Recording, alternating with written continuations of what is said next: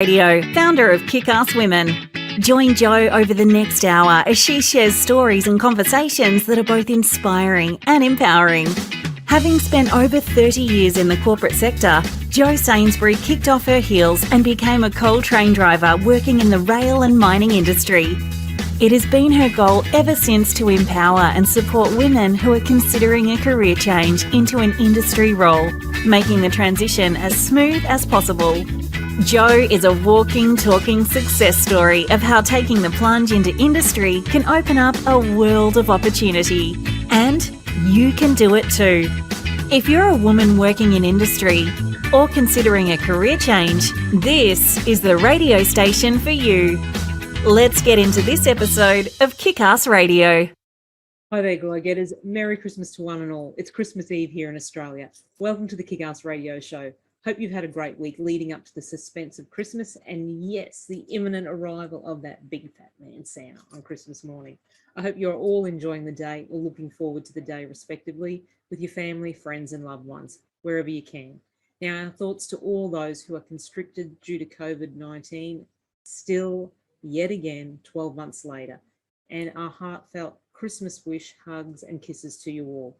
You are listening to the Christmas episode of the Kick-Ass Radio Show Kickstart, where we're usually talking about all things women working in non-traditional roles in varied male-dominated industries, and I tell you how it is.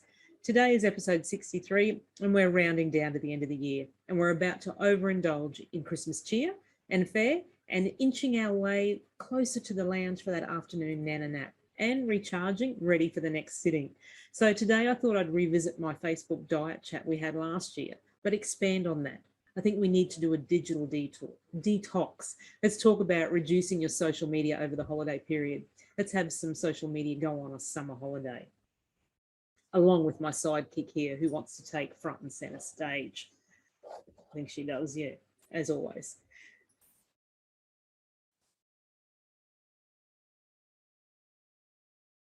Now, there's a downside of social media that no one talks about. It's that it takes you from a creator to a consumer. Instead of creating, achieving goals, and living your own life, you're consuming someone else's. On top of that, you feel worse after using social media, yet you feel compelled to use it more and more. So in this episode, I'm going to guide you on how to use social media intentionally. You'll learn how to increase your awareness, use it less, and feel better. So, as we said, I'm your host, Jo Sainsbury, the Glow Getter. I hope we can keep you in good company over the coming hour, along with my sidekick here, Georgia, the naughty elf. A huge shout out to all the women working out on track and on site today, all over the globe. May you stay safe and have a fantastic day or night shift. And this might also be a good time for a trigger warning that today's radio show does and may contain some adult language. Okay, let's get into it.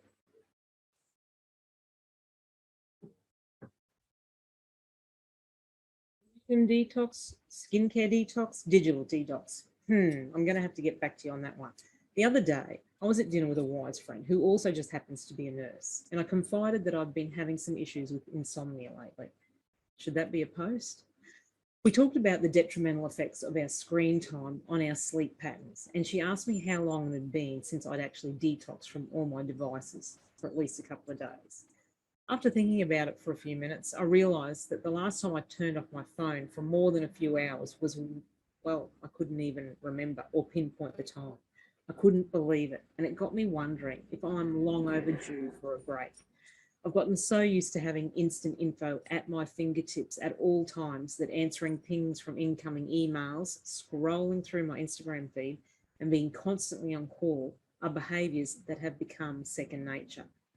Have any of you taken the digital detox? And if so, how was it? Did you go through withdrawals? And was it a positive thing in the end? I'd love to hear your experiences over the coming days, so make sure you let me know. I've been logging some advice from the experts. So welcome to the Christmas episode of Kick-Ass Radio. So this is how you can go about reducing social media if you're interested. Now, the first step is to kind of do this social media audit, where you log into your social media accounts and you unfollow anyone who, by following it, isn't serving you. So if you find that you are following a bunch of influencers and it makes it extremely hard for you to manage your mind all the time, you can unfollow them. It's kind of like if you have one friend and it's just always a challenge to be friends with this person. You can just decide to end that relationship and complete it. You can change the circumstance. Now, you don't always have to manage your mind. Now, if you're constantly avoiding people and ending relationships because people are challenging to be around, then it's your brain. And it's not just, it's hard with that one person. So for social media, it's the same thing. If you find that regardless of who you look at, it's extremely difficult to manage your mind, then this won't work. But what I find is that there are some accounts for most people that make it particularly challenging to follow. So unfollow those accounts and follow accounts that energize you. Now, I love following motivational accounts or inspirational leaders. I find it so invigorating. So I follow self-development accounts and I don't follow accounts that I don't think serve me. So that's the first step. It's to be really intentional about who you're allowing to show up on your feed. Now, the second step is to take the apps off your phone. It's so fascinating to me that I thought this was going to be such a big deal, and it ended up being so easy. It was crazy. I thought, I scroll a lot, I think this is going to be hard, but it ended up being fine. I took them off my phone. And again, you can just re-download them if you want. But I think this is a really good trial to see how much you're picking up and scrolling. Step number 3 is to decide ahead of time how much you want to use social media. So this is where you create the constraints, your new habits, new routines. You create the rules. Maybe you're going to check your social media accounts whenever you're on the computer. That's kind of what I do right now.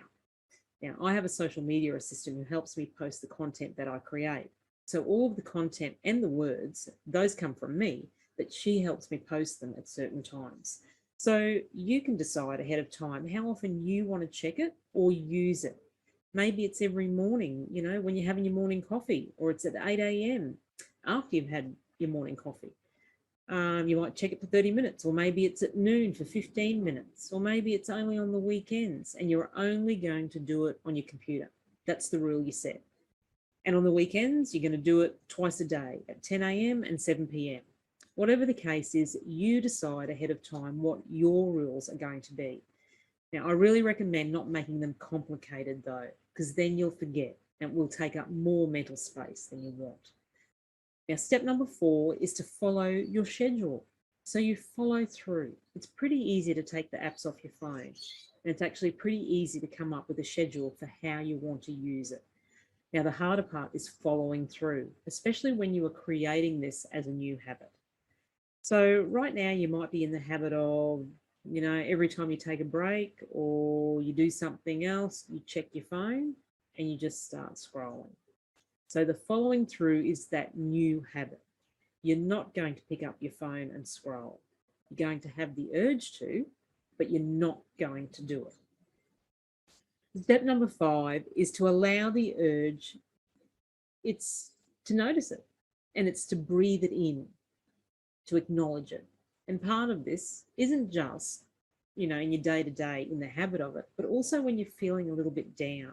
We tend to want to avoid that negative emotion, and the way we all avoid it is different.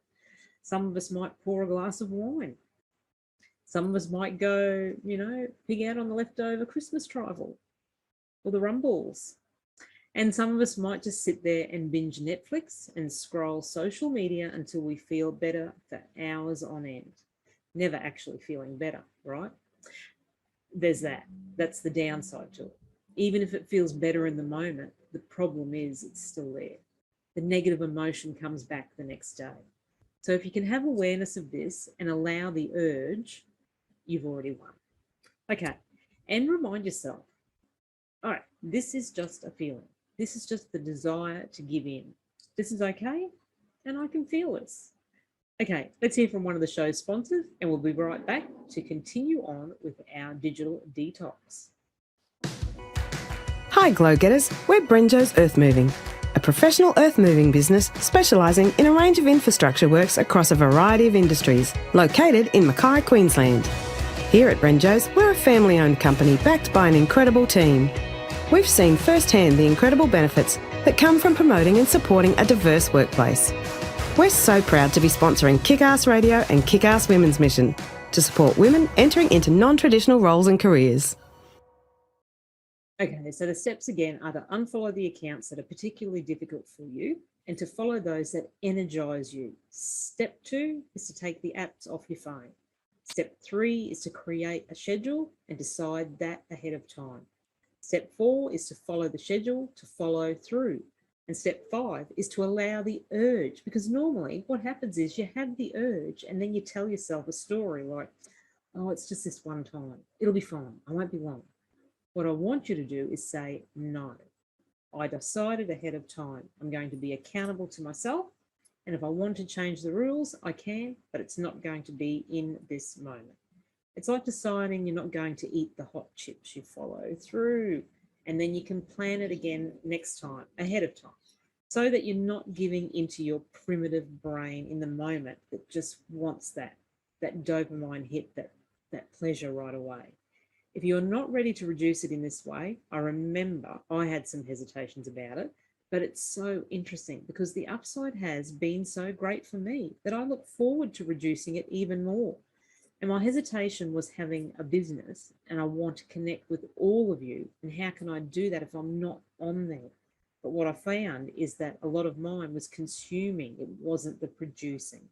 So it's not like I'm posting several times a day. So even if I post once a day, all that requires is for me to be there once a day. I had that fear and it turned out to be not true, which is great because now I don't use social media as much. So if you're not ready to reduce it though, consider increasing your awareness of it. Meaning write down how much you check social media. So choose a 24-hour period. It's kind of like doing a food journal for a day or something like that. Just kind of check in with yourself. Say, okay, tomorrow I'm going to write down every time I check social media, all of the time slots and for how long. That is going to show you how much time you are actually consuming social media. And I guarantee it'll be pretty mind-blowing. Now, I think it was Brendan Burchard, it might have been Russell Brunson, I don't know, who said, if you're spending more than 10 minutes consuming per day, it's too much. You want to be the producer, okay? And that's more of like a business thing. So if you have a business, you can be the producer of social media and you're helping your customers and your clients and you're connecting with them. It's a very different thing than being a consumer of it, where you're using it to just kind of get that validation or escape in the moment. So after you write it down and you kind of check in with how often you're doing it, the next thing I want you to do is to check in with how you feel when you're using it. So let's say you do the journal and you write down all of the times. During those times, ask yourself, what emotion am I feeling? How am I feeling right now? How am I feeling? And if you're not used to identifying your emotions, there's 2 ways to describe emotions that might help you. That is open and expansive or very closed and restricted. So if you feel open, if the emotion is energizing, that's like on the positive side. If it feels very closed and restricted, that's the negative emotion. So keeping those 2 in mind, what emotion do you feel when you're scrolling? And the third step is to write down what you were thinking about after you use it. So I remember I opened with that inner dialogue of when you scroll. And I think that's so habitualized that we haven't even brought any awareness to it. So this will help you write down what that inner dialogue is. So after you've done scrolling, ask yourself, what am I thinking right now? Is it, oh, I need that. Oh, she's so lucky. Or I wish I was on that beach. What are you thinking about? And are those thoughts serving you? And the fourth step is to just ask yourself, are you happy with the outcome? Are you happy with the results? I think that seeing what comes up for you when you scroll is really useful because it shows you your brain. But I think that it's so hard to manage your brain if you are just constantly scrolling. So I think reducing social media is helping your brain out. Someone asked me the other day in Kick-Ass Women about adjusting your environment to make it easier for you to do something like, let's say it was going to the gym and you lay out all your workout clothes And you set your environment up to make it easier for you to do that. You're creating a routine, a habit. And then she said, well, then isn't that saying that your thoughts aren't creating the result of your going? And I said, no, that's just you helping your brain out. So you can still just ignore the clothes and not go. It's going to be based on what you think, but you want to make it as easy as possible for your brain to win, because it's not always easy, right? In fact, 50% of the time it's not. And that other 50% of the time, we don't want to ruin it with making it harder on ourselves than it needs to be. So it's just going to be a lot harder to manage your mind.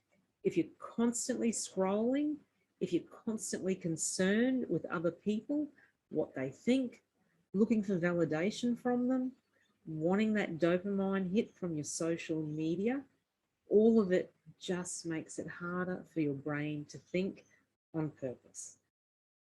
Now, watch out for your brain having objections to this. It will likely think that you're going to miss out on something.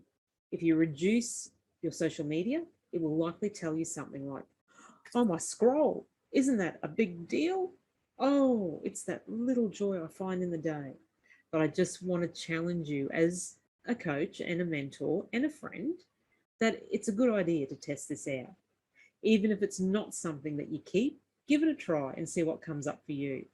I personally think that I am able to focus on the here and now, my life, my thoughts and my feelings, my actions, my results, whether that's relaxing and hanging out with my family and friends, this one included, or whether that's increasing my productivity and achieving my big goals. All of it is amplified with less social media, and I'm still on social media. And I work and run a business, and social media is important, but I can still make that happen without being a consumer of it. So that's my challenge for you, is to see where you fall in. And if nothing else, to increase your awareness with how you're using social media, how you feel while you're using it, what the mental chatter is while you're using it, and see what comes up for you by reducing it, by taking the apps off your phone, by trying to stick to that schedule, by following through and allowing the urges and seeing what your life is like without so much of the scroll. Think it's worth it? It's something that I didn't really consider doing initially, and I have been really pleased with the results, and I continue to use it less and less as my business grows, and I'm able to have help with it. And regardless of if you have a business or not, as a consumer of social media, you can absolutely reduce your scroll time. That's what I have for you today. So pay attention to your social media use, and I'll talk with you. We'll go through even more. So let's listen to one of our show sponsors again, and we'll be back to round it out. Hey Glow Getters, have you heard about Kick-Ass Women? Founded by Jo Sainsbury, Kick-Ass Women is dedicated to empowering and supporting women who are considering a career change into an industry role. Visit our brand new website at www.kickasswomen.com.au or follow Kick-Ass Women on Facebook and LinkedIn today to keep up to date with all things Kick-Ass Women and the incredible opportunities and content we have for you. See you there, Glow Getters. So here are your take 5 tips for a kick-ass digital detox plan. I suggest you implement. Discover what you hope to get out of your digital detox. Is your goal stress relief, undistracted time with your family and friends, or an opportunity to think and reset, improve sleep, or a break from all the hurry of daily life and the busyness of it? Determine your priorities, then make plans accordingly. When your day involves hanging out with people you love, cooking a great meal, reading a book, going for a walk, or taking a trip somewhere new, it makes it much less likely that you're going to be wishing you were scrolling through Instagram. Do some advanced prep. Since the goal is to avoid as much anxiety as possible while on your digital detox, set expectations by letting people know that you're going to be offline and unavailable. You can also provide a use only in case of emergency number, which may help you resist the urge to check just in case. And be ready for withdrawals. I've heard that symptoms may include boredom, anxiety, or just a strong urge to look at your phone. Hang in there and resist the temptation. After a few hours, the feeling should subside and you can actually start to enjoy the feeling of not being connected. Embrace missing out instead of giving in to FOMO. Why not allow yourself to actually enjoy missing out on the requests and demands of others, especially since when you do plug in again, you most likely won't have missed out on anything significant at all. Unplugging allows you to set your own schedule and be the author of your own thoughts, which sounds pretty bloody awesome to me. Now, make friends with boredom. Most of us have become so unaccustomed to ever having a lull in our schedules that we haven't had a moment of boredom in ages. But did you know that having quiet time, walking down the street and engaging with what's around us without looking at our phones, or even eating a meal and savouring the food without needing any kind of digital distraction, can be some of the greatest opportunities for creative thinking or key epiphanies? Try letting your mind wander and just watch where it takes you. And I've got to admit that the idea of unplugging seems a little scary, even a tad irresponsible. I mean, my entire career lives squarely in the digital space, and I also feel the need to be on call in case my family need me. So a part of me feels like it's just not doable to take a digital detox regularly. But there's also a part of me that wonders if the fact that it's so difficult for me to disconnect is also the reason why it's so crucial that I find a way to do it. We'll soon see. Now, my 3.5-day experiment kicks off in a couple of weeks when I go on leave for a couple of weeks to strategically plan my year ahead, along with the much needed R&R. And the idea of soaking up the sun, listening to the waves crash, and burying myself in a great book without any interruptions sounds positively blissful right now. I'll let you know how it goes post-meeting and resting. Now, when it comes to what we eat, our generation seems to be in total control. We can cut out gluten, dairy, meat, entire food groups without the blink of an eye. But when it comes to cutting back on social media, can we talk about something else? Ever since I found out about taking a digital detox last year, I've become more and more aware of just how much time we spend every day on social media. But what if instead of doing the occasional full-on detox, we simply start implementing better habits every day?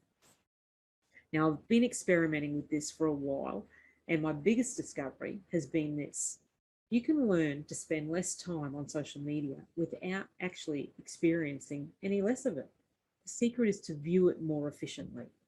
So, for example, if you scroll your Instagram feed just once at 10 p.m., you'll see the exact same content that you would have seen if you compulsively scrolled it here and there all day long.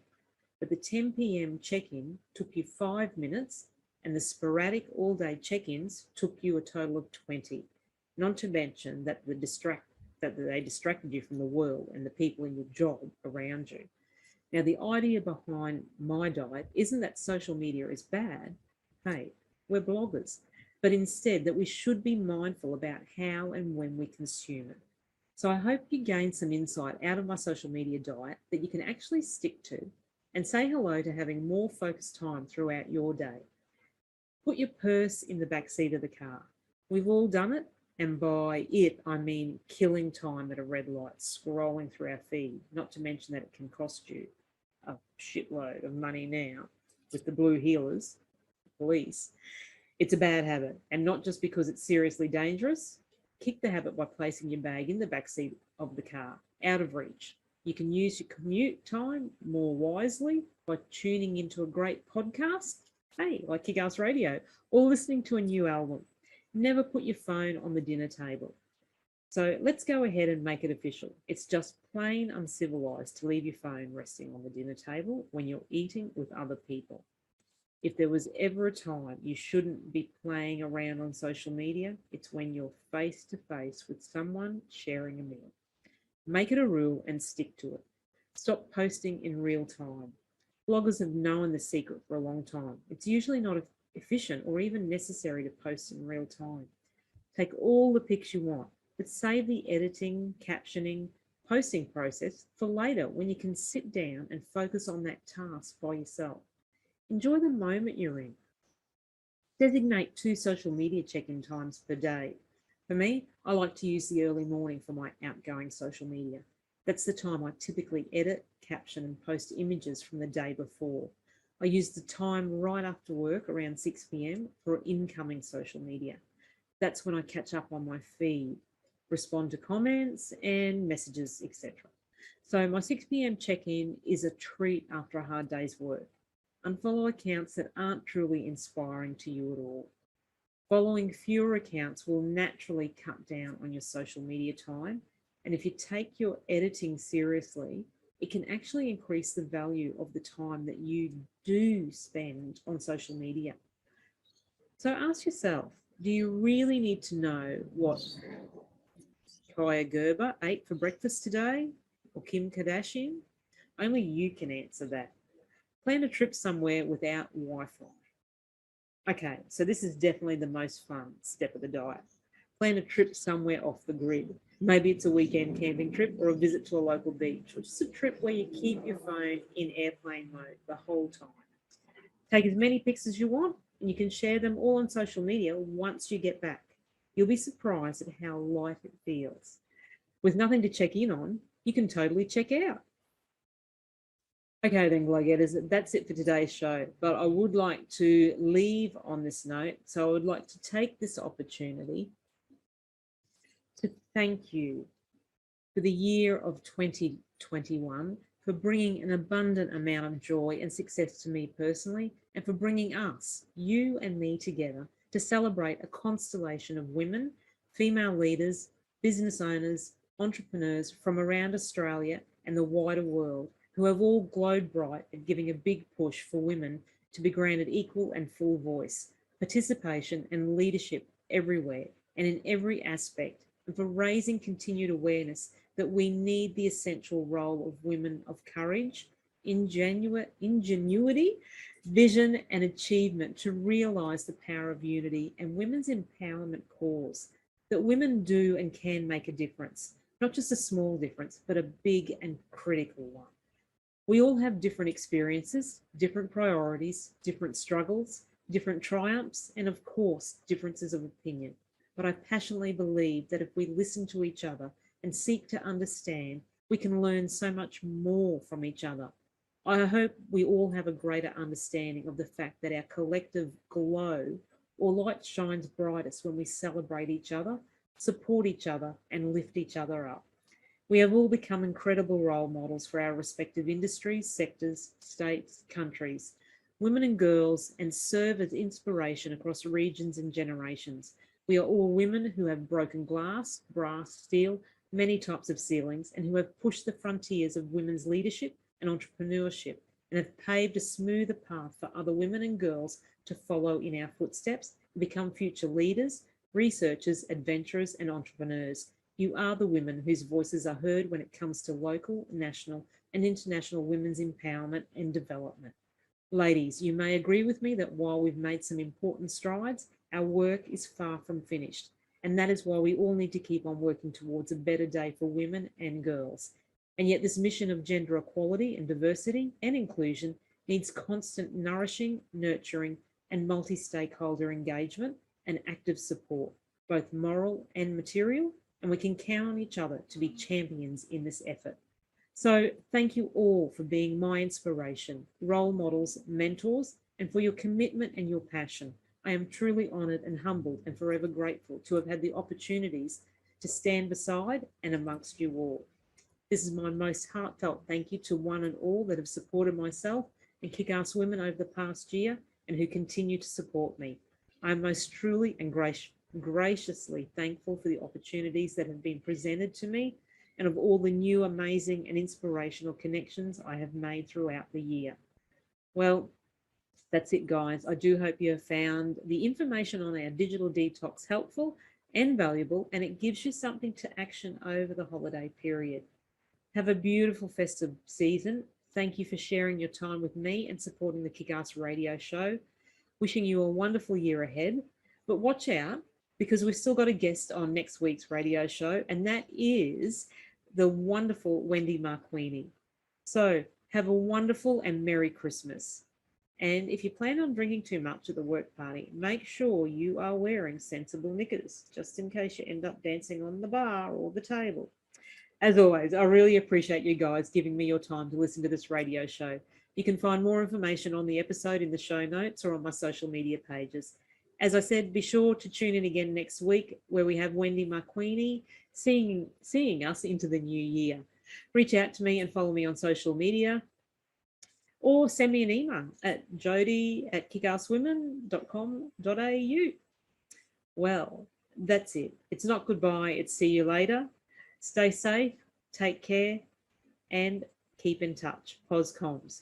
Go on, get your glow on. Become a glow-getter. Thanks for tuning in to another episode of Kick-Ass Radio, where we kick goals and deliver empowering conversations for women. Want to hear more from Kick-Ass Women and Jo Sainsbury? Visit the Kick-Ass Women website or follow Kick-Ass Women on Facebook, LinkedIn and Instagram. See you on the next episode of Kick-Ass Radio.